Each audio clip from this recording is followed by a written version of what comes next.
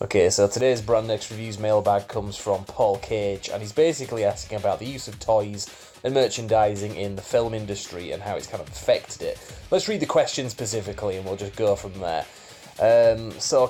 Controversial subject, Star Wars being considered the death of cinema. I've seen this mentioned a few times. Before Star Wars movies were directors having a vision, making it and moving on.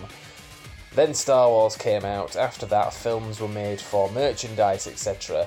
I'm not saying that Star Wars is bad, just that things have changed after it. Maybe tie in with Episode 8, which is coming out later on this year. So obviously there's a lot of things to criticise about the more recent Star Wars films. Mostly it gets levied at the prequels. This image here pretty much says it all.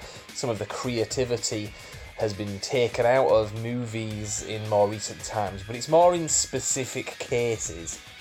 I don't think that the movie industry on a whole has been affected in a negative way as such, but there are definitely examples. But really, I mean, we still get a hell of a lot of really great movies, whether or not they make toys that tie in with them or not. So to me, I think it's really a pointless issue.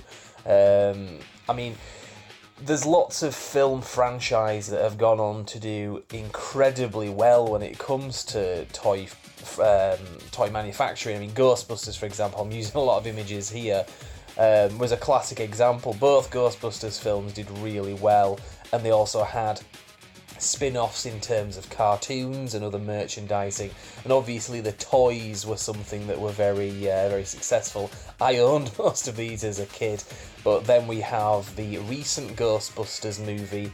I don't think that thing failed because of its toys that it came out with. It was just the film itself wasn't very good. Now, we do have this word toyetic, and from what I understand, this is something that gets kind of attached to Star Wars, kind of in a negative way a lot of the time, but we also saw this with some of the Batman movies, particularly the Joel Schumacher ones that came out in 1995 and 97, particularly Batman and Robin. I know Chris O'Donnell, the guy that played Robin in both those films, did say, when we made Batman Forever, it felt like we were making a movie. When we did the next one, which was Batman and Robin, it was basically just a toy commercial, and that really did affect the movie itself, and you can see every hint of that watching that movie. They basically threw everything in because it was a toy commercial. Even the director has said that he just should have not listened to all the people that he listened to when he was making that film. And there's plenty of examples in the Star Wars realm as well, really. I mean, this was always the case from the beginning. I mean, they did make that movie, and I don't think they really knew the kind of lightning in a bottle that they had with the toy franchise that was to come after it. But particularly nowadays, they know that. I mean, look at Episode 7, you've got C-3PO with a red arm. I don't think that had anything to do with the story. I think that was just for the sake of, let's make him look differently, because A, we know it'll sell more figures, and B, we can put C-3PO with his red arm on all sorts of merchandise, and because it's different, it's something we haven't seen before, people will buy it. So if you make, I don't know, some like kids plates and knives and forks, the kind of things that you get at like parties and things like that, put C-3PO on with his red arm, and people are more likely to buy it because it's new and it's toyetic. So that is something that they definitely do put into films. But getting back to your main question, I don't think it's something that directly impacts the movie industry as a whole, really, because you can have examples go either way. You can have films that have a lot of toyetic concepts to them, but the films can still be very good in every sense of the word. But then again, you can have films that don't have any kind of toyetic aspects to them, such as, I don't know, Godfather Part 3 that came out in 1990. That is a film that is widely hailed as a disappointment. I personally thought it was quite good, but it's not to the same standard as the first two. That had nothing to do with toys being sold to tie in with it. Sometimes films are good, sometimes they're bad. I think it's a matter of taste, really, with this subject. I mean, you see a lot of these things come out, and you can specifically look at things and say they've just done that to sell toys, and it is off-putting as well, and it kind of makes a mockery of certain movies as well.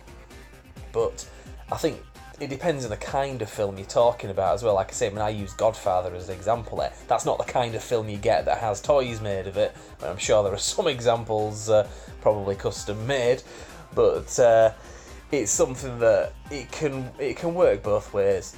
Let's just put it that way. I mean, I personally, it's not something that I have ever really looked into in any depth. I mean, you can kind of look at it and kind of laugh at it. Feel like, say, cases like Batman and Robin, where, I mean, the entire film, it's just, look, we know we'll build the Batmobile in such a way that we can make toys out of this, and we'll have it do this and do that, and, you know, kids will have so much fun playing with these, we're going to sell a whole load of them.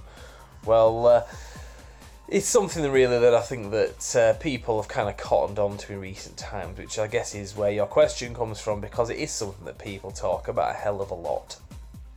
I remember this scene in Spaced. I don't know if you've ever seen the sitcom Spaced with Simon Pegg, but basically when the Phantom Menace came out, he burns all of his Star Wars stuff because he feels it's gone too far with Jar Jar Binks and all these other toys and things like that that really put him off the movie. So I guess that's an extreme case, but there are plenty of people out there like that. And to be honest, with the Star Wars prequels, I very much felt the same way. But not with the new films. I mean, you bring Star Wars up, so I would kind of say, well, with Star Wars, I don't think that the new films have gone too far with it. I don't think that, although there is an aspect of toyetic manufacturing with the movies, I don't think that's really affected the films in a negative way. So broadly and specifically, I've given my thoughts here. I've really had a bit of a ramble. I hope you've not lost track, but I'll cut it short there before I go any further and say thank you very much for watching. And if anybody else has any more questions to send into Mailbag, if you want to hear me ranting incoherently, send them in to us. We're on social media, some information coming up on how you can find us, but for now I'll leave it there, and again say thank you very much for watching.